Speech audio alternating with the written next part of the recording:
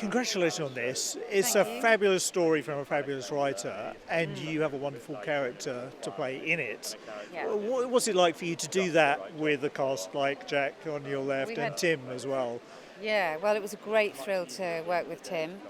Really great thrill to work with Tim, who I just admire so much. Really, it was just a scream being on set with Jack and Jennifer. We were very badly behaved.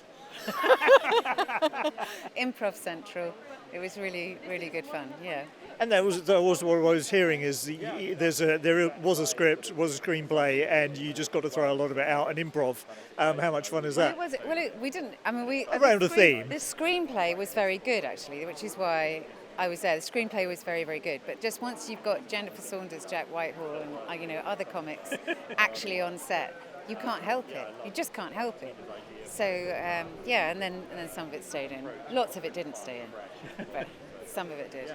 And for Virginia Woolf, it's one of her earlier stories, and it has a different energy to some of the later ones as well, which is something you very much pick up on in this. Yeah. For you, have you been a student of her writing, or No, is? not at all. I didn't do an English degree, so I read Virginia Woolf. I think I must have read To the Lighthouse a long time ago, because I must have read that when I was 20 or something. But I read Night and Day to do this. I prepared because Cousin Joan wasn't in the book. I read a few of her books, and I couldn't believe how funny she was.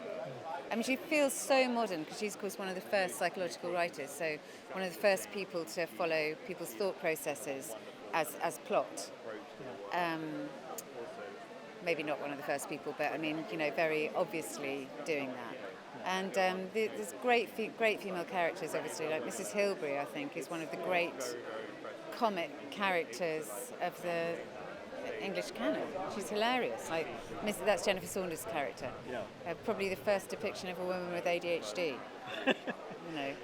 And whilst it's a 100-year-old story, it's still so relevant and still so relatable in some ways, sadly.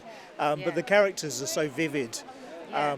It really. I actually reread Night and Day for the audiobook just recently. So I spent 5 days reading it through, and it is remarkable. It's really remarkable. I think that, people have noticed anyway that, the beginning of this century in some ways, mirrors the beginning of the last century. Maybe it's something that happens in the 10s and 20s of every century, I don't know, but it does feel incredibly familiar, doesn't it? Yeah. And for Virginia herself, she was troubled in her personality. She was under a lot of pressure, but it's still such a great hope that even broken people can produce beautiful things like this. I think that's a hope for all of us. That she hated this book, which is strange, isn't it? Which is interesting, isn't it? It's one of her first books, and she's sort of playing with the traditional novel form of the 19th century, and her great friend Catherine Mansfield, who she really hero worshipped, said she thought it was rubbish, and she thought it was rubbish because it didn't have any. It was written after the First World War, and she doesn't mention that. Yeah. So it's like to be in sort of denial about all of that. But she was so sensitive, Virginia Woolf. She just couldn't write about it. She just found it too difficult. So I think for that reason, it's quite funny, and this is a funny film. Maybe that's one of the reasons it's more timeless as well. Maybe. Anyway, congratulations on this. Ladies and gentlemen, you're watching Hey You Guys! Hey, you guys! Hey, you guys! Hey, that's what they all say. Hey, you guys! Hey, you